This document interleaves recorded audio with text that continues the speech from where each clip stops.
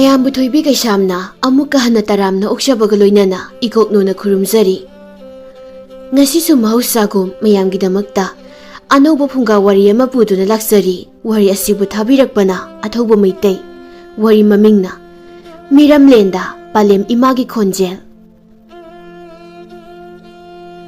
ꯃꯈꯜ ꯃꯈꯥ ꯀꯌꯥꯒꯤ ꯃꯆꯨꯒ ꯂꯣꯏꯅꯅ ꯐꯖꯔꯕ ꯑꯔꯨꯕ ꯇꯨꯔꯦꯜꯗꯨꯗ ꯇꯥꯎꯔꯤꯕ ꯍꯤꯁꯤꯡꯒꯤ ꯃꯔꯛꯇꯨꯗ ꯇꯥꯏꯕꯪ ꯉꯥꯟꯕꯗꯨ ꯄꯨꯡꯀꯛ ꯆꯥꯎꯕ ꯍꯤ ꯑꯃꯒꯤ ꯏꯁꯤꯡ ꯃꯈꯥꯗ ꯆꯥꯕ ꯌꯥꯕ ꯄꯣꯠ ꯑꯃ ꯄꯥꯏꯔꯒ ꯀꯤꯅ ꯂꯣꯠꯂꯤ꯫ ꯃꯁꯥꯁꯨ ꯏꯪꯕꯗꯒꯤ ꯊꯛ ꯊꯛ ꯅꯤꯛꯂꯤ꯫ ꯑꯗꯨꯒ ꯊꯥꯡ ꯄꯥꯏꯕ ꯃꯤꯑꯣꯏ 3-4ꯃꯨꯛꯅ ꯏꯁꯤꯡꯗ ꯇꯥꯎꯔꯤꯕ ꯍꯤꯁꯤꯡꯗꯨ ꯀꯥꯟꯗꯨꯅ ꯇꯥꯏꯕꯪ ꯉꯥꯟꯕꯗꯨ ꯀꯣꯏꯊꯤ ꯊꯤꯔꯤ꯫ ꯊꯥꯡ ꯄꯥꯏꯕ ꯃꯀꯣꯏ ꯆꯣꯝꯕ ꯅꯨꯄꯥ ꯑꯃꯅ "ꯀꯗꯝꯅ ꯆꯠꯈ꯭ꯔꯦ ꯃꯗꯣ? ꯊꯥꯡꯅ ꯌꯥꯜꯂꯒ ꯍꯥꯠꯀꯗꯕꯅꯤ." ꯅꯨꯄꯥ ꯑꯃꯅ ꯑꯃꯨꯛ "ꯑꯥꯗ ꯍꯤ ꯑꯃ ꯍꯣꯟꯈ꯭ꯔꯤꯁꯦ ꯑꯁꯤꯗ ꯌꯥꯎꯈ꯭ꯔꯖꯥꯠꯂ ꯏꯌꯥꯝꯕ? ꯍꯤꯁꯤ ꯇꯥꯟꯅꯁꯤꯔꯥ?" ꯃꯀꯣꯏ ꯆꯣꯝꯕ ꯅꯨꯄꯥꯗꯨꯅ "ꯃꯤ ꯑꯅꯤ ꯍꯤꯁꯤ ꯇꯥꯟꯅꯧ." ꯊꯥꯡ ꯄꯥꯏꯕ ꯃꯤ ꯑꯅꯤ ꯍꯤ ꯍꯣꯜꯂꯒ ꯇꯥꯟꯅꯈꯤ꯫ ꯂꯩꯍꯧꯔꯤꯕ ꯃꯤꯑꯣꯏ ꯑꯅꯤꯗꯨꯁꯨ ꯃꯊꯛꯇ ꯀꯥꯈꯠꯈ꯭ꯔꯦ꯫ ꯃꯤꯀꯨꯞ ꯈꯔꯒꯤ ꯃꯇꯨꯡꯅꯤ ꯇꯥꯏꯕꯪ ꯉꯥꯟꯕꯗꯨ ꯃꯥꯅ ꯂꯣꯠꯂꯤꯕ ꯍꯤꯗꯨꯒꯤ ꯃꯈꯣꯡꯗ ꯃꯁꯥꯗꯨ ꯊꯛ ꯊꯛ ꯅꯤꯛꯅ ꯑꯁꯤꯕ ꯑꯃꯒꯨꯝ ꯂꯣꯡꯅ ꯇꯥꯎꯔꯒ ꯂꯩꯔꯤ꯫ ꯃꯁꯥꯗꯨꯁꯨ ꯎꯟꯃꯨꯛ ꯉꯧꯈ꯭ꯔꯦ꯫ ꯃꯅꯥꯛꯇ ꯃꯥꯒꯤ ꯆꯥꯅꯕ ꯑꯆꯥꯄꯣꯠꯇꯨꯁꯨ ꯏꯁꯤꯡꯗ ꯇꯥꯎꯔꯤ꯫ ꯇꯥꯟꯖꯥꯗꯨꯗ ꯅꯨꯄꯤ ꯃꯆꯥ ꯑꯃ ꯇꯨꯔꯦꯜꯗ ꯀꯨꯝꯊꯔꯛꯏ꯫ ꯑꯗꯨꯒ ꯃꯥꯒꯤ ꯍꯤ ꯐꯥꯔꯤꯕ ꯊꯧꯔꯤꯗꯨ ꯊꯥꯗꯔꯒ ꯍꯤꯗꯨ ꯍꯣꯟꯗꯣꯔꯛꯄꯗ ꯇꯥꯏꯕꯪ ꯉꯥꯟꯕꯗꯨ ꯅꯨꯄꯤꯗꯨꯒꯤ ꯍꯤꯗꯨꯒꯤ ꯃꯅꯥꯛꯇ ꯇꯞꯅ ꯇꯥꯎꯊꯣꯔꯛꯏ꯫ ꯍꯤ ꯐꯥꯔꯝꯕ ꯊꯧꯔꯤꯗꯨꯁꯨ ꯇꯥꯏꯕꯪ ꯉꯥꯟꯕꯒꯤ ꯃꯈꯣꯡꯗ ꯂꯧꯁꯤꯟꯈ꯭ꯔꯦ꯫ ꯃꯤꯀꯨꯞ ꯈꯔꯒꯤ ꯃꯇꯨꯡꯅꯤ ꯅꯨꯄꯤ ꯃꯆꯥꯗꯨ ꯃꯥꯒꯤ ꯍꯤꯗꯨ ꯇꯨꯔꯦꯜ ꯃꯌꯥꯏꯗ ꯇꯞꯅ ꯍꯣꯜꯂꯤ꯫ ꯇꯥꯏꯕꯪ ꯉꯥꯟꯕꯁꯨ ꯊꯧꯔꯤꯗꯨꯅ ꯇꯞꯅ ꯆꯤꯡꯂꯤ꯫ ꯅꯨꯄꯤ ꯃꯆꯥꯗꯨꯒ ꯊꯩꯅꯕ ꯍꯤ ꯍꯣꯟꯕ ꯅꯨꯄꯥ ꯑꯍꯜ ꯑꯃꯅ ꯃꯥꯂꯦꯝ ꯂꯩꯃꯗ ꯑꯁꯨꯝꯅ ꯂꯥꯎꯔꯛꯏ꯫ "ꯍꯩ ꯃꯥꯂꯦꯝ ꯂꯩꯃ, ꯍꯤꯗꯨ ꯈꯥꯝꯃꯨ! ꯍꯩ ꯅꯪꯒꯤ ꯍꯤꯗꯨ ꯑꯃꯨꯛꯇ ꯊꯨꯅ ꯈꯥꯝꯃꯨꯅꯦ!" ꯃꯥꯂꯦꯝ ꯂꯩꯃꯗꯨ ꯏꯄꯥ ꯄꯥꯈꯠꯅ ꯍꯤꯗꯨ ꯈꯥꯝꯃꯤ꯫ "ꯀꯩꯗꯧꯔꯒꯦ ꯏꯄꯜ? ꯀꯔꯤꯅꯣ ꯅꯪꯅ ꯏꯁꯤꯡꯗ ꯆꯤꯡꯗꯒ ꯄꯨꯔꯛꯂꯤꯕꯗꯣ? ꯑꯍꯩ ꯃꯤꯅꯤꯅꯦ ꯁꯤꯗꯤ!" ꯃꯥꯂꯦꯝ ꯂꯩꯃꯗꯨ ꯈꯪꯄ꯭ꯔꯦꯛ ꯈꯪꯉꯤ꯫ ꯇꯥꯏꯕꯪ ꯉꯥꯟꯕꯒꯤ ꯃꯤꯠ ꯑꯅꯤꯗꯨ ꯇꯔꯨ ꯇꯔꯨ ꯄꯥꯡꯂꯤ꯫ ꯃꯌꯥ ꯑꯅꯤꯗꯨꯁꯨ ꯀ꯭ꯔꯛ ꯀ꯭ꯔꯛ ꯆꯤꯛꯁꯤꯜꯂꯤ꯫ ꯁꯥꯡꯂꯞ ꯇꯧꯕ ꯃꯁꯝꯗꯨꯁꯨ ꯄꯨꯝꯆꯣꯠ ꯆꯣꯠꯅ ꯏꯁꯤꯡꯗꯨꯗ ꯇꯥꯎꯔꯤ꯫ ꯃꯈꯨꯠ ꯑꯅꯤꯗꯨꯁꯨ ꯊꯕꯥꯛꯇ ꯊꯝꯂꯤ꯫ ꯋꯥ ꯉꯥꯡꯕ ꯉꯝꯕꯒꯤ ꯃꯄꯥꯡꯒꯜ ꯑꯃꯠꯇ ꯌꯥꯎꯗꯅ ꯇꯨꯔꯦꯜꯒꯤ ꯏꯁꯤꯡ ꯃꯌꯥꯏꯗ ꯅꯤꯛꯂꯒ ꯇꯥꯎꯔꯤꯕ ꯇꯥꯏꯕꯪ ꯉꯥꯟꯕꯗꯨ ꯎꯕꯗ ꯃꯥꯂꯦꯝ ꯂꯩꯃꯗꯨ ꯏꯁꯤꯡꯗ ꯖꯣꯝ ꯂꯥꯎꯅ ꯆꯣꯡꯊꯩ꯫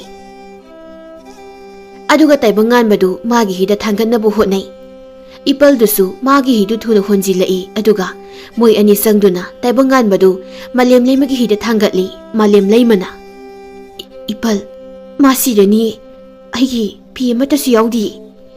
"ꯍꯩ ꯄꯥꯈꯠꯀꯅꯨ, ꯈꯣꯡꯌꯥꯗꯨ ꯅꯣꯏꯌꯨ꯫ ꯑꯩꯒꯤ ꯌꯨꯝꯗ ꯊꯨꯅ ꯄꯨꯁꯤ ꯂꯥꯛꯑꯣ ꯏꯕꯦꯝꯃ." "ꯍꯣꯏ ꯏꯄꯜ." ꯑꯍꯜꯗꯨꯒꯤ ꯍꯤꯗꯨ ꯃꯥꯂꯦꯝ ꯂꯩꯃꯒꯤ ꯍꯤꯗ ꯆꯤꯡꯂꯒ ꯃꯣꯏ ꯑꯍꯨꯝꯗꯨ ꯍꯤꯗ ꯄꯨꯟꯅ ꯂꯥꯛꯏ꯫ ꯑꯍꯜꯗꯨꯅ ꯍꯤꯗꯨ ꯍꯣꯜꯂꯤ꯫ ꯃꯥꯂꯦꯝ ꯂꯩꯃꯅ ꯇꯥꯏꯕꯪ ꯉꯥꯟꯕꯕꯨ ꯁꯦꯟꯅꯔꯤ꯫ ꯇꯨꯔꯦꯜ ꯈꯣꯡꯕꯥꯜꯒꯤ ꯎꯄꯥꯛꯅ ꯁꯦꯝꯕ ꯐꯖꯔꯕ ꯍꯤꯊꯥꯡꯐꯝ ꯁꯒꯥꯏꯗꯨꯗ ꯏꯄꯜꯅ ꯇꯥꯏꯕꯪ ꯉꯥꯟꯕꯗꯨ ꯄꯝꯂꯒ ꯇꯨꯔꯦꯜ ꯃꯊꯛꯇ ꯆꯦꯟꯈꯠꯈꯤ꯫ ꯑꯍꯜꯗꯨꯒꯤ ꯌꯨꯝꯗꯅꯤ ꯃꯥꯂꯦꯝ ꯂꯩꯃ ꯃꯥꯒꯤ ꯃꯈꯨꯠꯇꯨ ꯃꯩ ꯌꯥꯏꯅ ꯌꯥꯏꯅ ꯃꯅꯥꯛꯇ ꯍꯤꯞꯂꯤꯕ ꯇꯥꯏꯕꯪ ꯉꯥꯟꯕꯒꯤ ꯃꯈꯣꯡꯗꯨ ꯄꯥꯏꯕꯤꯔꯤ꯫ ꯏꯄꯜꯅ ꯃꯥꯂꯦꯝ ꯂꯩꯃꯗ "ꯀꯃꯥꯏꯅ ꯇꯧꯔꯤꯅꯣꯅꯦ ꯏꯕꯦꯝꯃ?" "ꯑꯩꯁꯨ ꯈꯪꯗꯤꯌꯦ ꯏꯄꯜ." "ꯑꯣ ꯀꯔꯤ ꯃꯑꯣꯡꯅꯣꯅꯦ? ꯍꯤ ꯍꯣꯜꯂꯕꯗꯤ ꯅꯥꯛ ꯌꯦꯠ ꯈꯔꯁꯨ ꯌꯦꯡꯉꯨꯅꯦ ꯅꯪꯕꯣ꯫ ꯑꯉꯥꯡꯁꯤ ꯁꯤꯔꯝꯃꯕꯗꯤ ꯅꯪꯅ ꯍꯥꯠꯄꯅꯦꯅ ꯍꯦꯛꯇ ꯍꯥꯏꯗꯣꯏꯅꯤ." ꯃꯥꯂꯦꯝ ꯂꯩꯃ ꯑꯃꯨꯛ ꯄꯥꯈꯠꯈ꯭ꯔꯦ꯫ "ꯑꯩꯗꯤ ꯈꯪꯗꯤꯌꯦ ꯏꯄꯜ." "ꯍꯧꯖꯤꯛꯇꯤ ꯀꯤꯔꯅꯨ ꯑꯉꯥꯡꯁꯦ, ꯋꯥꯈꯜ ꯇꯥꯔꯛꯄ ꯉꯥꯏꯁꯤ." "ꯀꯌꯥꯝ ꯑꯉꯥꯡꯅꯣ ꯃꯥꯕꯨ ꯏꯄꯜ?" "ꯅꯪꯒ ꯂꯦꯡꯒꯥ ꯑꯣꯏꯅꯤ, ꯑꯗꯣ ꯃꯁꯥꯁꯦ ꯀꯔꯤꯝꯇ ꯆꯥꯗ ꯊꯛꯇ꯭ꯔ ꯃꯥꯜꯂꯤ꯫ ꯅꯪ ꯉꯁꯤꯗꯤ ꯌꯨꯝꯗ ꯍꯟꯈ꯭ꯔꯅꯨ, ꯃꯝꯁꯤꯜꯂꯛꯀꯗꯧꯔꯦ꯫ ꯑꯩ ꯀꯩꯊꯦꯜꯗꯒꯤ ꯍꯤꯗꯥꯛ ꯂꯥꯡꯊꯛ ꯈꯔ ꯂꯩꯔꯨꯒꯦ, ꯅꯅꯦꯁꯨ ꯀꯩꯊꯦꯜꯗꯒꯤ ꯂꯧꯔꯛꯀꯗꯕꯅꯤ." "ꯍꯣꯏ ꯏꯄꯜ."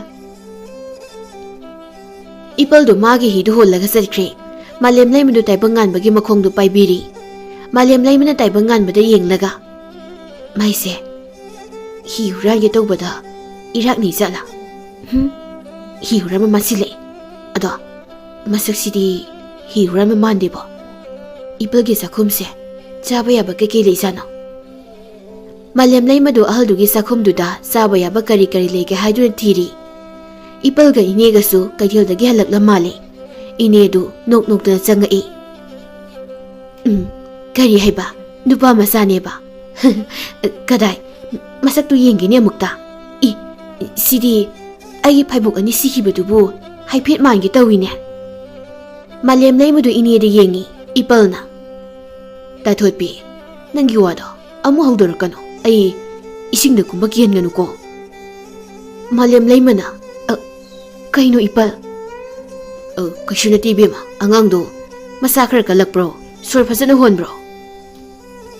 ꯏꯄꯜ, ꯃꯥꯒꯤ ꯁꯣꯔꯁꯦ ꯌꯥꯝ ꯇꯞꯅ ꯍꯣꯜꯂꯤ, ꯋꯥꯈꯜ ꯏꯇꯥ ꯇꯥꯔꯛꯇꯧ ꯃꯥꯟꯗꯦ꯫ ꯀꯩꯁꯨ ꯇꯧꯔꯔꯣꯏꯗ꯫ ꯅꯨꯃꯤꯠ ꯅꯤꯅꯤ ꯍꯨꯝꯅꯤꯒꯤ ꯃꯇꯨꯡꯅꯤ ꯇꯥꯏꯕꯪꯉꯥꯟꯕꯗꯨ ꯃꯃꯤꯠꯇꯨ ꯇꯞꯅ ꯄꯥꯡꯊꯣꯔꯛꯏ꯫ ꯃꯥꯂꯦꯝ ꯂꯩꯃꯗꯨ ꯇꯥꯏꯕꯪꯉꯥꯟꯕꯒꯤ ꯃꯅꯥꯛꯇ ꯐꯝꯂꯤ꯫ ꯏꯄꯜꯒ ꯏꯅꯦꯒꯁꯨ ꯃꯃꯥꯏꯗꯨ ꯑꯣꯟꯁꯤꯟꯅꯔꯝꯂꯒ ꯃꯈꯨꯠ ꯑꯣ ꯃꯁꯥꯋꯣ ꯇꯧꯗꯨꯅ ꯋꯥꯔꯤ ꯀꯟꯅ ꯁꯥꯟꯅꯔꯝꯕꯗꯒꯤ ꯏꯅꯦꯅ ꯃꯥꯂꯦꯝ ꯂꯩꯃꯗ ꯍꯤ ꯍꯨꯔꯥꯟꯕ ꯃꯥꯟꯕ꯭ꯔꯅꯦ ꯑꯉꯥꯡꯁꯤꯕꯣ?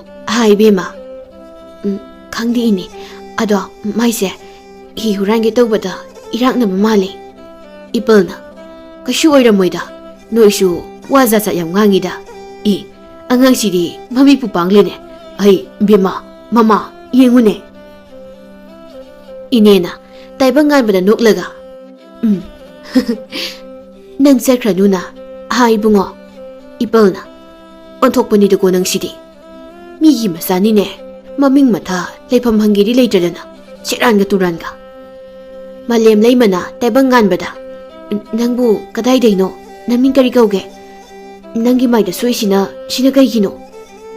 ꯇꯥꯏꯕꯪꯉꯥꯟꯕ ꯈꯨꯝꯗꯦ꯫ ꯃꯥꯒꯤ ꯇꯔꯨ ꯇꯔꯨꯕ ꯅꯨꯡꯁꯤꯕ ꯃꯤꯠ ꯑꯅꯤꯗꯨꯅ ꯃꯥꯂꯦꯝ ꯂꯩꯃꯗ ꯌꯦꯡꯂꯒ ꯂꯩ꯫ ꯏꯅꯦꯅ ꯃꯥꯒꯤ ꯃꯃꯤꯠꯁꯤ ꯑꯩꯒꯤ ꯐꯩꯕꯣꯛ ꯑꯅꯤ ꯂꯩꯈꯤꯗꯕꯗꯣ ꯑꯗꯨ ꯌꯥꯝ ꯃꯥꯜꯂꯤ꯫ ꯕꯨꯡꯉꯣ, ꯅꯪ ꯍꯟꯈ꯭ꯔꯅꯨꯀꯣ, ꯅꯪ ꯑꯩꯅ ꯌꯣꯛꯑꯗꯕꯅꯤ꯫ ꯏꯄꯜꯗꯨꯅ ꯍꯌꯦꯡ ꯍꯪꯆꯤꯠꯇꯤ ꯃꯌꯨꯝꯗ ꯆꯠꯀꯦ ꯍꯥꯏꯔꯅꯤ꯫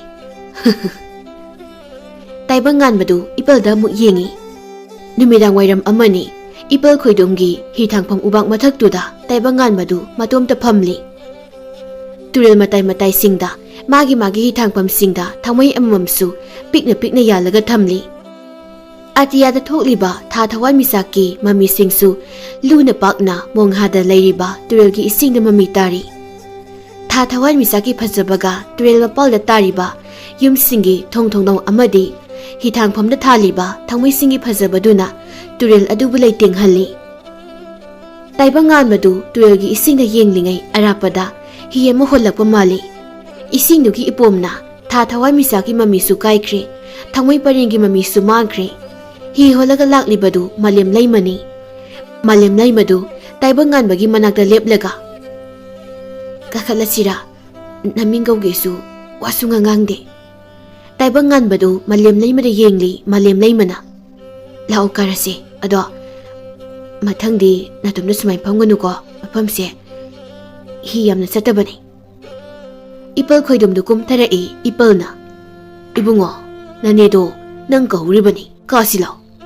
ताइबंगानबदु मालेम लैमना मकुत समलगा काखलई। इमुंगदा इनेना इबुंगो नंग चखिनुको नंग अइना युअदबनी। मालेम लैमना इने खंगनरकलगा अंगांग फारगा युएना अमुक वाइसाइनिको। ताइबंगानबा तानरखिबा मयोय अहुमदु अपाकपा तुरेल अमगी मयाइदा अचौबि हि अमा होली अदुगा अंगांग खरा थांगनि यालगा हातोकली। असिबा अंगांगसिंगदु तुरेलदा अमुक थादरी तुरेलदुसु इना पुंगा ngangle। मकोइ सोम नुपादुना अंगांगसिंगसे सि खक्तरा तोमबना माने ताखोमि अखोइना अंगांग फाबदगी लंबीदा कैथेलदा अंगांग अमता उखिद्रि। खोमैना अहलसु फरो किसु काइदेको ngaगी मचिन सकपु अंगांग खक्ता पिजगनि हाइबा लैब्रो। ताखोमै अहलदा साथीबा यावरमलबदि अखोइ ओइना सिदोइनिनि। अदुगा मरोमदा अहलदि सरुसु कलिदना अदु ओइरगना सरु यावदो मी फरौदना ओंथोकपा ताखोमै। खोमै हाइबा फत्तबा नुपासि nga yamna yokpa nga so so balalonba miyoini। खोमैना पुथोकपा nga खुदिंगमक मयामदगी Mahav हेना लै मरमदि मागी nga सिंगदु ताइबंगमी मरु ओइना अंगांगसिंग फारगा मकक मकक ककलगा मागी तुरेल अचौबदा योक्लिबा nga सिंगदुदा मसिनजाक पिजै। इपल खोइदुंगी मसानुपा फैबुक अनिदुसु खोमैना फारगा हातलगा ngaदा पिजख्रबनी। ꯈꯣꯃꯩꯗꯨ ꯍꯤ ꯃꯄꯥꯜꯗ ꯐꯝꯅ ꯕꯤꯔꯤ ꯑꯃ ꯆꯤꯡꯂꯒ ꯇꯣꯝꯕꯗ ꯇꯣꯝꯕ ꯇꯥꯗ ꯑꯩꯒꯤ ꯉꯥ ꯃꯌꯦꯡ ꯇꯥꯍꯟꯕ ꯌꯥꯗꯦꯀꯣ ꯃꯌꯥꯝꯗꯒꯤ ꯏꯆꯥꯎ ꯆꯥꯎꯍꯟꯒꯗꯕꯅꯤ ꯃꯍꯥꯎ ꯂꯩꯍꯟꯒꯗꯕꯅꯤ ꯑꯇꯣꯞꯄ ꯄꯤꯖꯕ ꯌꯥꯕ ꯀꯔꯤ ꯃꯆꯤꯟꯖꯥꯛ ꯂꯩ ꯃꯄꯥꯟ ꯂꯝꯗꯒꯤ ꯄꯨꯁꯤꯜꯂꯛꯄ ꯀꯥꯗꯤ ꯂꯩꯕ꯭ꯔꯥ ꯇꯥꯗ ꯂꯩꯇꯦꯕꯣ ꯆꯤꯡꯀꯨꯞ ꯅꯥꯄꯤ ꯌꯦꯟꯗꯦꯝ ꯃꯅꯥ ꯆꯥꯛꯀꯨꯝꯕ ꯈꯔꯁꯤ ꯃꯉꯥꯏꯔꯦ ꯉꯥ ꯂꯣꯏꯕꯁꯤꯡꯅ ꯍꯧꯖꯤꯛ ꯌꯥꯝꯅ ꯀꯟꯅ ꯄꯤꯖꯅꯔꯤꯁꯤ ꯈꯣꯃꯩꯅ ꯕꯤꯔꯤꯗꯨ ꯆꯤꯡꯅ ꯑꯗꯨꯅꯤ ꯑꯆꯧꯕ ꯊꯕꯛ ꯇꯧꯔꯕꯗꯤ ꯃꯌꯥꯝꯗꯒꯤ ꯍꯦꯟꯅꯕ ꯇꯧꯕ ꯇꯥꯕꯅꯤ ꯃꯤꯅ ꯍꯦꯟꯈ꯭ꯔꯕꯗꯤ ꯑꯩ ꯆꯔꯥ ꯍꯦꯜꯂꯦ ꯑꯩ ꯆꯔꯥ ꯍꯦꯜꯂꯗꯤ ꯅꯪꯗꯤ ꯑꯩꯅ ꯀꯃꯥꯏꯅ ꯊꯥꯛꯀꯅꯤ ꯍꯥ ꯍꯣꯏ ꯇꯥꯗ ꯆꯨꯝꯃꯤ ꯑꯗꯨ ꯇꯥꯗ ꯑꯗ ꯃꯤ ꯆꯕꯨꯜ ꯑꯃ ꯇꯣꯡꯕ ꯍꯤ ꯑꯃ ꯂꯥꯛꯏꯅꯦ ꯅꯪ ꯃꯌꯥꯝꯁꯦ ꯐꯥꯕ ꯉꯝꯒꯗ꯭ꯔꯣ ꯍꯥ ꯑꯩꯈꯣꯏꯒꯤꯁꯦ ꯑꯔꯣꯟꯕ ꯊꯕꯛꯅꯤ ꯀꯥꯎꯅꯣ ꯉꯝꯃꯣꯏꯗ ꯇꯥꯗ ꯁꯣꯝꯗ ꯊꯧꯖꯤꯜꯂꯛꯇꯧꯁꯨ ꯅꯠꯇꯕꯁꯤꯕꯨ ꯇꯥꯗꯒꯤ ꯉꯥꯌꯣꯛ ꯇꯨꯔꯦꯜꯁꯤꯗꯤ ꯏꯟ ꯂꯥꯡꯅ ꯆꯥꯎꯅ ꯈꯥꯖꯤꯜꯂꯒ ꯂꯩꯈ꯭ꯔꯒ ꯀꯅꯥꯅ ꯆꯪꯕ ꯉꯝꯗꯣꯏꯅꯣ ꯈꯣꯃꯩꯗꯨ ꯃꯤ 50-60 ꯇꯣꯡꯂꯒ ꯊꯧꯔꯤꯕ ꯍꯤꯗꯨꯗ ꯌꯦꯡꯂꯒ ꯕꯤꯔꯤꯗꯨ ꯏꯁꯤꯡꯗ ꯊꯥꯗꯩ ꯑꯗꯨꯒ ꯇꯣꯝꯕꯗ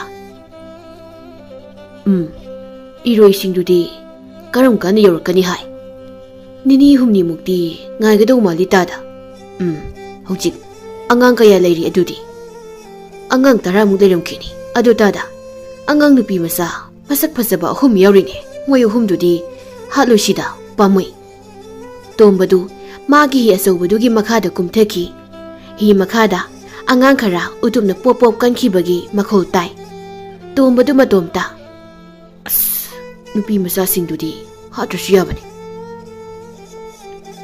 ꯅꯣꯡꯃ ꯇꯥꯏꯕꯪ ꯉꯥꯟꯕꯒ ꯃꯥꯂꯦꯝ ꯂꯩꯃꯒ ꯏꯄꯜ ꯈꯣꯏꯗꯨꯝꯒ ꯃꯣꯏ 3ꯗꯨ ꯍꯤ ꯈꯔ ꯆꯥꯎꯕ ꯑꯃꯗ ꯇꯥꯏꯕꯪ ꯉꯥꯟꯕꯗꯨ ꯀꯣꯏꯕ ꯄꯨꯊꯣꯛꯂꯤ ꯏꯄꯜ ꯈꯣꯏꯗꯨꯝꯅ ꯍꯤ ꯍꯣꯟꯅ ꯏꯕꯨꯡꯉꯣ ꯅꯪꯕꯨ ꯋꯥ ꯈꯔ ꯉꯥꯡꯉꯨꯅꯦ ꯃꯥꯂꯦꯝ ꯂꯩꯃꯅ ꯏꯄꯜ ꯃꯥꯁꯦ ꯃꯔꯣꯟ ꯊꯣꯛꯇꯕ ꯃꯥꯜꯂꯤ ꯇꯥꯏꯕꯪ ꯉꯥꯟꯕꯗꯨ ꯃꯥꯂꯦꯝ ꯂꯩꯃꯗ ꯌꯦꯡꯉꯤ ꯑꯗꯨꯒ ꯇꯨꯔꯦꯜꯒꯤ ꯑꯀꯣꯏꯕꯗꯨ ꯌꯦꯡꯉꯤ ꯑꯔꯥꯞꯄꯗ ꯅꯨꯄꯥ ꯉꯥꯛꯇ ꯇꯣꯡꯕ ꯍꯤ ꯂꯥꯛꯄ ꯌꯥꯗꯦ ꯇꯥꯏꯕꯪ ꯉꯥꯟꯕꯗꯨ ꯌꯥꯝ ꯀꯤꯅ ꯃꯁꯥ ꯇꯥꯁꯤꯜꯂꯤ ꯃꯥꯂꯦꯝ ꯂꯩꯃꯅ ꯇꯥꯏꯕꯪ ꯉꯥꯟꯕꯗ ꯅꯪ ꯀꯩꯗꯧꯔꯒꯦ ꯇꯥꯏꯕꯪ ꯉꯥꯟꯕꯅ ꯇꯞꯅ ꯌꯥꯝ ꯀꯤꯅ ꯍꯜꯂꯁꯤ ꯃꯥꯂꯦꯝ ꯂꯩꯃꯗꯨ ꯃꯣꯃꯣꯟ ꯅꯣꯛꯏ ꯏꯄꯟ ꯈꯣꯏꯗꯨꯝꯁꯨ ꯃꯥꯂꯦꯝ ꯂꯩꯃꯗ ꯃꯣꯃꯣꯟ ꯅꯣꯛꯅ ꯌꯦꯡꯉꯤ ꯏꯄꯜꯅ ꯏꯍꯦ ꯏꯁꯤꯡꯁꯤ ꯎꯕꯗ ꯀꯤꯔ ꯃꯥꯜꯂꯦꯅꯦ ꯀꯤꯒꯅꯨ ꯃꯥꯂꯦꯝ ꯂꯩꯃꯅ ꯅꯪ ꯃꯤꯡ ꯀꯩ ꯀꯧꯒꯦ ꯀꯥꯏꯗꯩꯅꯣ ꯅꯪ ꯑꯩꯒꯤ ꯍꯤ ꯍꯨꯔꯥꯟꯒꯦ ꯇꯧꯔꯤꯗꯣ ꯀꯩꯒꯤꯅꯣ ꯇꯥꯏꯕꯪ ꯉꯥꯟꯕꯅ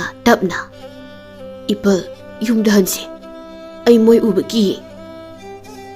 ꯀꯤꯒꯅꯨ ꯌꯥꯝ ꯊꯥꯞꯅ ꯍꯣꯜꯂꯔꯒꯦ ꯍꯤꯁꯦ ꯃꯃꯥꯏ ꯂꯩꯅꯕ ꯇꯧꯔꯒꯦ ꯑꯩ ꯏꯄꯜ ꯈꯣꯏꯗꯨꯝ ꯍꯤꯗꯨ ꯃꯃꯥꯏ ꯂꯩ ꯃꯥꯂꯦꯝ ꯂꯩꯃꯅ ꯏꯄꯜꯗ ꯏꯄꯜ ꯁ꯭ꯋꯥꯏꯗ ꯍꯤꯁꯦ ꯉꯥꯏꯍꯥꯛ ꯇꯥꯎꯈꯤꯁꯤ ꯇꯨ ꯑꯥꯗ ꯏꯟꯂꯥꯡ ꯆꯥꯎꯅ ꯈꯟꯕ ꯉꯥꯌꯣꯛ ꯇꯨꯔꯦꯜ ꯑꯃ ꯂꯩꯁꯦ ꯑꯁꯤ ꯌꯦꯡꯈꯤꯁꯤ ꯑꯔꯥꯞꯄꯗ ꯈꯣꯃꯩꯒꯤ ꯍꯤ ꯃꯥꯟꯕ ꯑꯃ ꯎꯕꯗꯨꯗ ꯇꯥꯏꯕꯪ ꯉꯥꯟꯕꯗꯨ ꯃꯁꯥꯗꯨ ꯊꯛ ꯍꯦꯛ ꯅꯤꯛꯈ꯭ꯔꯦ ꯑꯗꯨꯕꯨ ꯇꯥꯏꯕꯪ ꯉꯥꯟꯕꯅ ꯎꯔꯤꯕ ꯍꯤꯗꯨ ꯈꯣꯃꯩꯒꯤ ꯍꯤ ꯅꯠꯇꯦ ꯏꯄꯜ ꯈꯣꯏꯗꯨꯝꯅ ꯇꯥꯏꯕꯪ ꯉꯥꯟꯕꯗ ꯀꯔꯤ ꯇꯧꯔꯒꯦꯅꯦ ꯅꯪꯕꯨ ꯏꯕꯨꯡꯉꯣ ꯑꯍꯩꯕꯦꯝꯃ ꯃꯁꯥꯗ ꯐꯤ ꯏꯟꯁꯤꯟꯕꯤꯌꯨ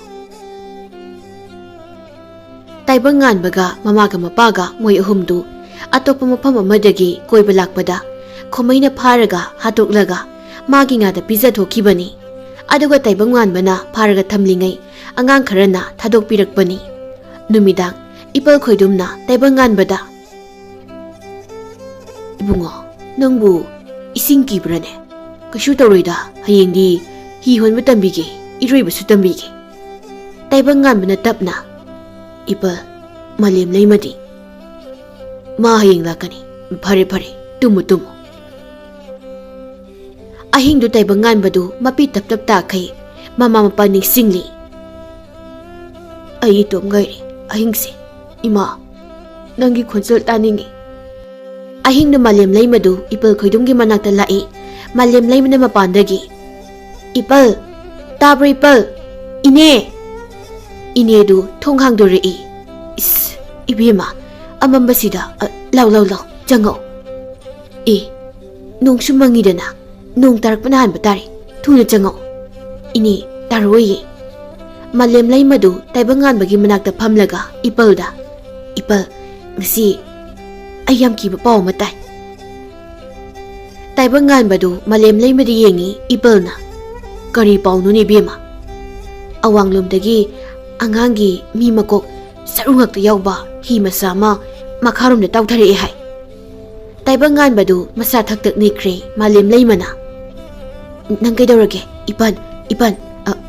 ꯃꯥ ꯑꯃꯨꯛꯁꯨ ꯀꯤꯔꯦ꯫ ꯇꯥꯏꯕꯪ ꯉꯥꯟꯕꯅ ꯃꯥꯂꯦꯝ ꯂꯩꯃꯗ ꯑꯗꯨꯗꯤ ꯑꯉꯥꯡ ꯐꯥꯕ ꯃꯣꯏꯗꯤ ꯁ꯭ꯋꯥꯏ ꯌꯧꯔꯛꯑꯅꯤ꯫ ꯃꯥꯂꯦꯝ ꯂꯩꯃ ꯃꯣꯏ ꯁ꯭ꯋꯥꯏ ꯌꯧꯔꯛꯑꯅꯤ꯫ ꯀꯩꯅꯣ ꯍꯥꯏꯁꯤꯕꯣ? ꯑꯉꯥꯡ ꯐꯥꯕ ꯍꯥꯏꯕ? ꯏꯄꯜꯒ ꯏꯅꯦꯒꯗꯨ ꯇꯥꯏꯕꯪ ꯉꯥꯟꯕꯗ ꯉꯛꯅ ꯌꯦꯡꯂꯒ ꯏꯅꯦꯅ ꯀꯔꯤ ꯑꯉꯥꯡ ꯐꯥꯕ ꯍꯥꯏꯕ?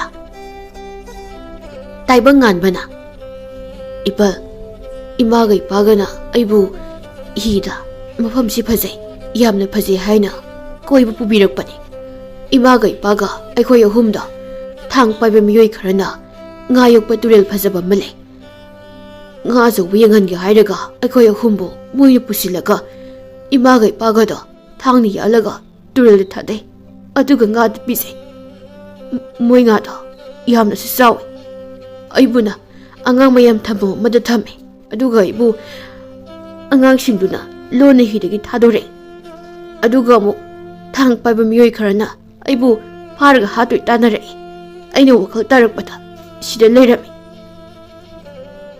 malem leimana nangi ming kai kauge taibangan ba kawi inena oiba yaba warani maduba mi singdudi kamai tawi haibunga makoi somba masa yamna phaba mana aibu hatoklaga ngada pizage tawi moina hana pharama ngangsingna makoi somu nupada taibangmi pharaga ngada pizai hai mana yokpa ngasu yam hawi hai mamingsu khomai kawi hai ipaldu lining dauka da haifet yengi lining do ipana pinabiba aigi singsendugi sisina pham matam laklidana isani gi laman kumbagi matam yarukledo malem leimana kaino haisibo ai wakhalam ta taji taibangan ba nang wari do amuka liro ipal khoidumna aigi sanupa phaibok ani do khomai haiba nupa duna nga da pizza thokibani matam ama magi ngayok pukri asoba ma leirami thaina dagi senjau paiba nupa ni miramgi ngayok pu nupa ni magi ngayok pukri do da nga yengnaba hi masa masa kaya thadai nongma aiga aigi phaibok ani duga khomai ge so pukri do da nga yeng chali isa nupa ani do hi da tonghalaga aso aso ba nga sing do yengningai da khomai na sinma malma mawng amada magi aso ba thawjilaklaga nga yengbagi tonglebi hi masa sing do maduda hijaw dun thomjingki angang sama hena nga yok pukri do taraga nga singduna charaga siki aigi sa nupa ani dusu makhoi su siki isingi lamdamni siki ba angang singdugi imung singda themjin boina khomaina hi amam piki adugi thawdok adugi matungda amuk maduga manaba thawdok amuk thokki maduda su khomaina awana tawraba imung singi mida mana hojik sijinariba hi asobudo miyamgi chathok chasinda mateng pangnaba hini haiduna turel asoba mada thadaki hi atra tongba miga yama mangba horaki matamdudagi khomai gi hida miyoy amata tongna khiche malem leimana adu khangaga mayamna tumi leri kai gi noipan selna ngamdaba kari lei bema khomai muk sel paiba nga hagu puthok ngamba mi lebak sida leibra leite ko tawkida ngamba mini ne madi asibai mungda sel kokthong amaga hi amamga pirabadabu kanana kari haiba ngamgadorino sini mi them bhai bhai si malem leimana adudi ipal gi sisu khomaina piba tarene inegi phaibo anigi mamal oirene malem leimana taibangan bada nang haujisu adum kiraga kaptoira taibangan bada khumde chayol amagi matungni migi saru yawba hi amani toina tawtharakpagi pauk toina tarai angang mangbagi warisu toina tarai lebak sarasalai khomai gi hi asobu dudani khomai du biri ama chinglaga tombada ꯌꯥꯏꯃꯗꯤ ꯎꯗꯕ ꯀꯨꯏꯔꯦ ꯇꯥꯗ ꯍꯤꯗ ꯃꯤꯒꯤ ꯁꯔꯨ ꯍꯥꯞꯄꯒ ꯀꯅꯥꯅ ꯊꯥꯗꯩ ꯃꯗꯨ ꯑꯩ ꯈꯪꯗꯦ ꯇꯥꯗ ꯑꯗꯨꯒ ꯑꯉꯥꯡ ꯃꯥꯡꯉꯦ ꯍꯥꯏꯔꯒ ꯑꯩꯒꯤ ꯍꯤꯗ ꯑꯃꯠꯇ ꯌꯧꯔꯛꯇ꯭ꯔꯤꯁꯦ ꯑꯉꯥꯡꯁꯤꯡꯗꯨ ꯀꯅꯥꯅ ꯐꯥꯏ ꯑꯗꯨꯁꯨ ꯑꯩ ꯈꯪꯗꯦ ꯇꯥꯗꯒꯤ ꯃꯇꯧ ꯇꯝꯂꯒ ꯉꯥꯗ ꯃꯤ ꯄꯤꯖꯕ ꯌꯥꯎꯔꯖꯥꯠꯂꯥ ꯃꯗꯨꯁꯨ ꯈꯟꯅꯕ ꯌꯥꯏ ꯏꯔꯣꯏ ꯀꯨꯟ ꯄꯨꯊꯣꯔꯛꯎ ꯐꯅꯤ ꯇꯥꯗ ꯇꯣꯝꯕꯅ ꯏꯔꯣꯏ ꯀꯨꯟ ꯆꯤꯡꯂꯒ ꯄꯨꯊꯣꯔꯛꯏ ꯈꯣꯃꯩꯅ ꯏꯔꯣꯏ ꯀꯨꯟꯗꯨ ꯃꯉꯛꯇ ꯊꯥꯡꯅ ꯆꯕꯠ ꯀꯛꯊꯠꯂꯤ ꯑꯗꯨꯒ ꯉꯥꯗ ꯊꯥꯗꯩ ꯌꯦꯡꯕꯗ ꯀꯤꯔꯕ ꯉꯥ ꯑꯆꯧꯕꯁꯤꯡꯗꯨꯅ ꯏꯔꯣꯏꯗꯨ ꯇꯥꯞ ꯃꯨꯟꯅꯔꯒ ꯆꯥꯏ ꯈꯣꯃꯩꯅ ꯉꯁꯤ ꯅꯣꯡꯃ ꯅꯤꯅꯤꯁꯤ ꯑꯩ ꯃꯄꯥꯟ ꯊꯣꯛꯀꯦ ꯑꯉꯥꯡ ꯐꯥꯕꯗꯣ ꯀꯅꯥꯅꯣ ꯈꯪꯗꯣꯛꯁꯤ ꯅꯣꯡꯃ ꯅꯤꯅꯤꯒꯤ ꯃꯇꯨꯡꯅꯤ ꯏꯄꯜ ꯈꯨꯏꯗꯨꯝꯒꯤ ꯂꯩꯀꯥꯏꯒꯤ ꯆꯥꯎꯅ ꯐꯖꯔꯕ ꯀꯩꯊꯦꯜ ꯑꯃꯗꯅꯤ ꯋꯥꯡ ꯆꯥꯎꯔꯕ ꯃꯁꯛ ꯃꯇꯧ ꯐꯖꯔꯕ ꯅꯨꯄꯥ ꯅꯍꯥ ꯑꯃ ꯉꯥ ꯂꯩꯔꯤ ꯅꯨꯄꯥꯗꯨꯅ ꯉꯥꯌꯣꯟꯕꯤꯗꯨꯗ ꯏꯃꯥꯕꯣꯛ ꯁꯤꯗꯒꯤ ꯍꯦꯟꯅ ꯆꯥꯎꯕ ꯉꯥ ꯄꯥꯝꯃꯤ ꯇꯨ ꯑꯩꯒꯤ ꯄꯥꯝꯕꯣꯝꯁꯦ ꯁꯤꯒꯨꯝꯕ 10ꯃꯨꯛ ꯆꯥꯎꯕ ꯉꯥ ꯄꯥꯝꯃꯤ ꯑꯍꯜꯗꯨꯅ ꯑꯗꯨꯗꯤ ꯃꯃꯤꯡ ꯂꯩꯕ ꯈꯣꯃꯩꯒꯤꯗ ꯆꯠꯂꯨ ꯃꯥꯒꯤꯗꯤ ꯉꯥꯁꯦꯞ ꯐꯥꯎꯕ ꯁꯥꯔꯦꯡꯒꯨꯝꯅ ꯆꯥꯎꯏ ꯍꯥꯏꯅꯩ ꯅꯃꯤꯡ ꯍꯥꯏꯌꯨ ꯇꯣꯝꯕ ꯊꯦꯡꯅꯔꯗꯤ ꯍꯥꯏꯕꯤꯒꯦ ꯄꯥꯊꯧꯕ ꯀꯧꯏ ꯏꯃꯥꯕꯣꯛ ꯂꯩꯕꯥꯛꯁꯤꯗ ꯈ꯭ꯋꯥꯏꯗꯒꯤ ꯆꯥꯎꯕ ꯉꯥ ꯊꯤꯔꯝꯃꯦ ꯍꯥꯏꯕꯤꯌꯨ ꯃꯐꯝ ꯑꯁꯤꯒꯤ ꯈ꯭ꯋꯥꯏꯗꯒꯤ ꯆꯥꯎꯕ ꯉꯥꯗꯣ ꯆꯥꯒꯦꯅ ꯊꯋꯣꯏꯒꯤ ꯃꯤꯔꯝꯁꯤꯗ ꯂꯥꯛꯏꯅꯤ ꯈꯣꯃꯩꯒꯤ ꯃꯨꯛ ꯍꯥꯎꯕ ꯉꯥꯁꯦ ꯊꯪꯅꯕ ꯂꯩꯕꯥꯛꯇ ꯐꯥꯎꯕ ꯆꯥꯕ ꯐꯪꯉꯣꯏ ꯃꯥꯒꯤ ꯉꯥꯗꯨꯕꯨ ꯃꯤꯒ ꯆꯥꯕ ꯖꯥꯠꯂꯣ ꯍꯥꯏ ꯏꯃꯥꯕꯣꯛ ꯑꯗꯨꯛ ꯌꯥꯝꯅ ꯍꯥꯎꯔꯤꯗꯨꯕꯣ ꯍꯩ ꯃꯤꯅ ꯉꯥ ꯆꯥꯕꯅꯤ ꯉꯥꯅ ꯃꯤ ꯆꯥꯒꯗꯕ ꯅꯠꯇꯦ ꯑꯉꯥꯎꯕꯧ ꯑꯔꯥꯞꯄꯗ ꯈꯣꯃꯩꯒ ꯇꯣꯝꯕꯒꯁꯨ ꯊꯥꯡ ꯑꯃꯃꯝ ꯄꯥꯏꯔꯒ ꯀꯩꯊꯦꯜ ꯃꯔꯛꯇ ꯂꯥꯛꯏ ꯄꯥꯊꯧꯁꯨ ꯈꯣꯃꯩꯒ ꯇꯣꯝꯕꯒꯗꯨ ꯎꯏ ꯄꯥꯊꯧꯅ ꯈꯣꯜ ꯈꯔ ꯀꯜꯂꯞꯅ ꯑꯍꯜꯗꯨꯗ ꯈꯣꯃꯩ ꯍꯥꯏꯗꯤ ꯀꯅꯥꯅꯣ ꯏꯃꯥꯕꯣꯛ ꯍꯩ ꯃꯤꯅ ꯉꯥ ꯌꯣꯛꯄ ꯃꯤꯅꯤ ꯍꯥꯏꯗꯅ ꯑꯐꯥꯎꯕ ꯃꯤꯅꯤ ꯑꯗꯣ ꯅꯪꯕꯨ ꯀꯅꯥꯒꯤꯗ ꯂꯩꯕꯅꯣ ꯉꯥ ꯂꯂꯣꯟꯕ ꯃꯤꯔꯣ ꯍꯥ ꯏꯃꯥꯕꯣꯛ ꯑꯩ ꯑꯉꯥꯡ ꯂꯂꯣꯟꯕꯅꯤ ꯈꯣꯃꯩꯒ ꯇꯣꯝꯕꯒꯗꯨ ꯄꯥꯊꯧꯗ ꯌꯦꯡꯂꯒ ꯈꯪꯂꯦꯞ ꯂꯦꯞꯄꯤ ꯑꯍꯜꯗꯨꯅ ꯄꯥꯊꯧꯗ ꯊꯤꯗꯥ ꯃꯁꯛꯁꯤꯒ ꯑꯗꯣ ꯅꯪꯒꯤ ꯐꯥꯒꯤꯗꯨ ꯀꯤꯀꯣ ꯍꯟꯗꯛ ꯃꯔꯛ ꯑꯋꯣꯡꯂꯣꯝꯗꯒꯤ ꯍꯤꯗꯅꯦ ꯑꯉꯥꯡ ꯃꯈꯣꯛ ꯁꯔꯨ ꯌꯥꯎꯕ ꯍꯤ ꯌꯥꯝꯅ ꯇꯥꯎꯊꯔꯛꯏ ꯍꯥꯏꯅꯕꯅꯤꯀꯣ ꯑꯗꯨꯁꯨ ꯑꯩꯅ ꯊꯥꯗꯈꯤꯕ ꯍꯤꯅꯤꯅꯤ ꯏꯃꯥꯕꯣꯛ ꯀꯩꯊꯦꯜ ꯐꯝꯃꯤꯁꯤꯡ ꯃꯇꯤꯟ ꯀꯨꯠ ꯍꯣꯠꯅꯔꯒ ꯄꯥꯊꯧꯗ ꯌꯦꯡꯅꯩ ꯅꯨꯄꯤ ꯑꯃꯅ ꯃꯁꯛꯁꯤꯒ ꯉꯥꯡꯊꯣꯔꯛꯂꯤꯁꯤꯒ ꯆꯥꯟꯅꯈꯤꯗ꯭ꯔꯦꯗ ꯏꯕꯨꯡꯉꯣ ꯄꯥꯊꯧꯗꯨ ꯀꯩꯊꯦꯜꯗꯒꯤ ꯊꯣꯛꯈ꯭ꯔꯦ ꯈꯣꯃꯩꯒ ꯇꯣꯝꯕꯒꯗꯨ ꯄꯥꯊꯧꯒꯤ ꯃꯇꯨꯡ ꯏꯟꯅꯩ ꯇꯣꯝꯕꯅ ꯈꯣꯃꯩꯗ ꯇꯥꯗ ꯑꯩꯒꯤꯗꯤ ꯃꯥꯒꯤ ꯌꯥꯜꯂꯤꯕ ꯊꯥꯡꯁꯦ ꯄꯤꯔꯝꯃꯨ ꯍꯥꯏꯔꯒꯦ ꯑꯉꯥꯡ ꯌꯥꯟꯕ ꯌꯥꯝ ꯅꯨꯡꯉꯥꯏꯒꯗꯕ ꯊꯥꯡꯅꯤ ꯈꯣꯃꯩꯅ ꯃꯁꯤ ꯑꯣꯏꯕ ꯇꯥꯏ ꯑꯉꯥꯡ ꯂꯂꯣꯟꯕꯗꯣ ꯅꯨꯄꯥꯁꯤꯅ ꯇꯥꯗ ꯃꯥꯡꯈ꯭ꯔꯦꯅꯦ ꯇꯥꯗ ꯑꯩꯅ ꯊꯤꯒꯗꯕ ꯅꯠꯇꯦ ꯃꯥꯅ ꯑꯩ ꯊꯤꯒꯗꯕꯅꯤ ꯇꯣꯝꯕ ꯍꯜꯂꯁꯤ ꯂꯥꯎ ꯃꯣꯏ ꯑꯅꯤꯗꯨ ꯍꯟꯈ꯭ꯔꯦ ꯄꯥꯊꯧꯗꯨ ꯈꯣꯃꯩꯗ ꯃꯃꯤꯠꯇꯨ ꯃꯩ ꯍꯧꯅ ꯍꯤ ꯑꯃꯗ ꯇꯣꯡꯂꯒ ꯌꯦꯡꯍꯧꯔꯤ ꯑꯉꯥꯡ ꯃꯥꯡꯕꯒꯤ ꯄꯥꯎ ꯇꯥꯅꯕꯗꯨꯗ ꯃꯥꯂꯦꯝ ꯂꯩꯃꯁꯨ ꯏꯄꯜ ꯈꯣꯏꯗꯨꯝꯅ ꯃꯣꯏꯗ ꯂꯥꯛꯍꯟꯗ꯭ꯔꯦ ꯑꯗꯨꯕꯨ ꯇꯥꯏꯕꯪ ꯉꯥꯟꯕꯗꯤ ꯃꯥꯂꯦꯝ ꯂꯩꯃ ꯎꯗꯕꯗꯨꯗ ꯃꯁꯥꯗꯨ ꯏꯁꯣꯟ ꯁꯣꯟꯕꯒꯨꯝꯅ ꯇꯧꯔꯦ ꯏꯅꯦꯅ ꯇꯥꯏꯕꯪ ꯉꯥꯟꯕꯗ ꯅꯪꯕꯨ ꯏꯕꯦꯝꯃ ꯂꯥꯛꯇꯕꯁꯦ ꯅꯨꯡꯉꯥꯏꯇꯕ꯭ꯔꯅꯤ ꯏꯕꯨꯡꯉꯣ ꯇꯥꯏꯕꯪ ꯉꯥꯟꯕꯗꯨ ꯈꯨꯝꯗꯕꯤ ꯏꯅꯦꯗ ꯏꯁꯣꯟ ꯁꯣꯟꯅ ꯌꯦꯡꯉꯤ ꯏꯅꯦꯅ ꯈꯣꯏꯗꯨꯝꯗ ꯏꯕꯨꯡꯉꯣꯁꯦ ꯏꯕꯦꯝꯃ ꯍꯣꯏꯗ ꯑꯃꯨꯛꯇ ꯄꯨꯕꯤꯌꯨꯗꯅ ꯃꯄꯥꯡ ꯂꯩꯇꯕꯁꯦ ꯅꯨꯡꯉꯥꯏꯇ꯭ꯔ ꯃꯥꯜꯂꯦ ꯈꯣꯏꯗꯨꯝꯅ ꯑꯌꯨꯛ ꯆꯠꯂꯁꯤ ꯅꯨꯃꯤꯗꯥꯡꯗ ꯍꯤ ꯍꯣꯟꯕꯁꯤ ꯅꯨꯡꯉꯥꯏꯇꯦ ꯇꯥꯏꯕꯪ ꯉꯥꯟꯕꯗꯨ ꯑꯍꯤꯡꯗ ꯏꯄꯜ ꯈꯣꯏꯗꯨꯝꯒꯤ ꯍꯤꯊꯥꯡꯐꯝ ꯎꯄꯥꯛꯇꯨꯗ ꯃꯇꯣꯝꯗ ꯐꯝꯂꯒ ꯃꯥꯂꯦꯝ ꯂꯩꯃꯅ ꯍꯦꯛ ꯂꯥꯛꯄ ꯃꯥꯏꯀꯩꯔꯣꯝꯗ ꯌꯦꯡꯂꯤ ꯑꯔꯥꯞꯄꯗ ꯍꯤ ꯃꯆꯥ ꯑꯃ ꯇꯥꯏꯕꯪ ꯉꯥꯟꯕ ꯇꯞꯅ ꯊꯧꯖꯤꯜꯂꯛꯏ ꯇꯥꯏꯕꯪ ꯉꯥꯟꯕ ꯍꯔꯥꯎꯕꯒꯨꯝꯅ ꯇꯧꯏ ꯍꯤ ꯍꯣꯜꯂꯛꯂꯤꯕꯗꯨ ꯃꯥꯂꯦꯝ ꯂꯩꯃꯅꯤ ꯑꯍꯤꯡꯗꯨꯗ ꯃꯣꯏ ꯑꯅꯤ ꯎꯄꯥꯛꯇꯨꯗ ꯐꯝꯂꯒ ꯋꯥꯔꯤ ꯁꯥꯔꯤ ꯇꯥꯏꯕꯪ ꯉꯥꯟꯕꯅ ꯃꯥꯂꯦꯝ ꯂꯩꯃꯗ ꯃꯥꯂꯦꯝ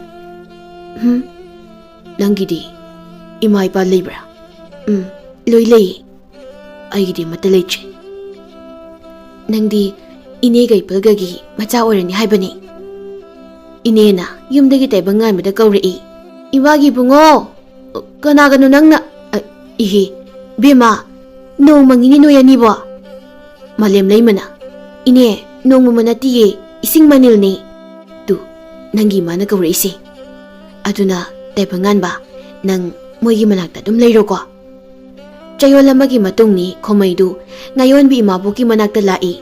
Khomaina imabokta khon kalapna. Imabok, madi laktena. Ahalduna, nangdi kanano ibungo, aduga kana laktre ha. Ngazaw yokpa Khomaini ay. Inigida nahanungma masamu upaba nupa ama aigi maramda ngangnakibado ningsingi ko. Oo, madi angang lalonbani haina. Nangi nga ahawbado layganisu hairambani mana. Adunine ayna hangise.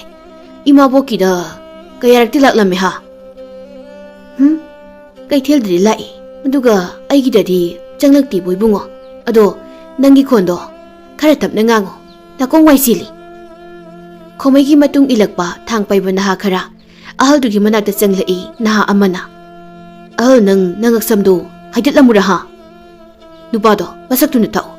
Wariyam thawre ngangano. Afaba midi oiroide noise. Haibungo noigi nupado uningma natro ha. Tu agi turil sakumo magi hi asawuma leibani. Masasu hiduda tummani. Narin leiba noi masen thengnaruso. Soidane akana ring sabiranu. Khomaida tomadi yengi Khomaina. Mafamsida lebaksida aigi sinfam matok tama mi amata hingna thamba yaroi. Ahaldu matomda kari wanone moina ngangnariba singsibo. Khomaiga tombaga atay magi nahasingduga turil dukum tharai.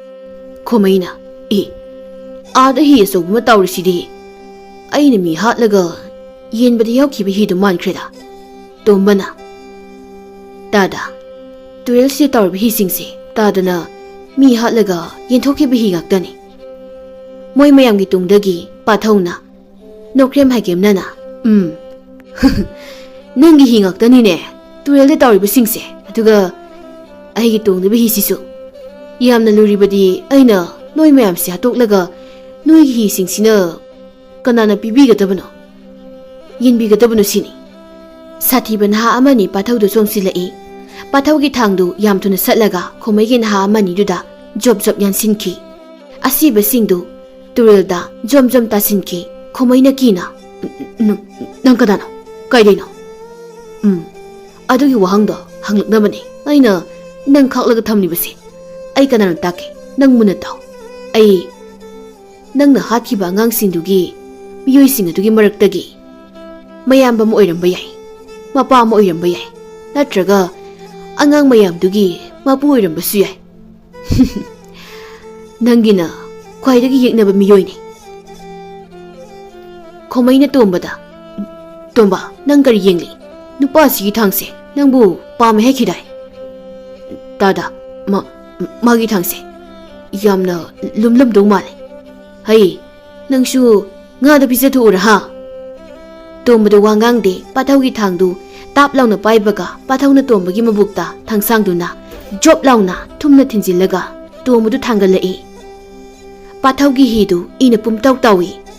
Pathawna tombagi haksangdu isingnomda laktana langki. Khomaidu magi thangno satlaga pathawda lamaga yalai. Pathawna satlauna leithoklaga Khomaigi maklapta magi thangduna jabat laun yansili. Khomaigi maklaktu tubat launa tatli. Khomai kapaga laurai. Nang kanano nangshu mi hatlaga ngada pizaba miraha. Pathawna nangna phakiba nga miyoisingdo aina amu pharaga mai mesinaba adugum miyoy amani. Handakti nangin ha khara nanakta halaklamloi mado aina loisinbikre. O ado aigi miyam leina. Nangin ha singdugi makok saru singdune aina hida hapaga leibak miyamda thadaraklibodo hojik nangi hisu ngayak turel in lang mai loina sakhalani. Tanjaduda Khomaigi hi ngayokpa turel ilang singdu mai loina sakhalakpa yam lapna ui. Khomaidu kana lawi. Ish ashidi aigi hi thamama phamnina. Pathawna lawgadabani nangna lawraga aina mu yengadabani. Khomaina lawraga makhongna madu chongdana pathawda thangna pangyan yansilai. Pathawdu sasat laithoklaga Khomaigi makhongna madu amuk jabat launa haidatli. Khomaidu kapaga lawi. Pathauna khomai gi makhut ani dusu thangna chabat chabat kakthalaga hi masa amada haplaga turel de inthoki. Numit nini humni gi matungni khomai gi asiba haksangdu magi ngayok turel gi manakta hi manungna taruga leiri. Pathau su amu ukhidre. Malem laimagi mamaga mapaga su ipal khoidom gi hitang phamda hi amada tonglaga leiri. Ipal khoidumna taibangan baga malem laimaga da. Ihe aigi singjangse sisina khidre ko. Amukta phawba yalhaude da khomai da. Bema taibangan base aigi isani ko aigi oirabani. Malem laimagi mamaga mapaga da noklaga moina wari sanabudu tari malem laimana. Adudi ipal ai noida lakano hainingiro. Aigi sanupaga noida laki ibimagi mapa Tomalna tada khoido takpiyo. Tomal nasanupi se mida pitokrano. Ibimasina isanupa se purakpani. Aduna nasanupi su aina lausiladabani. Haiba lakadoini. Malem laimana taibangan badi yenglaga.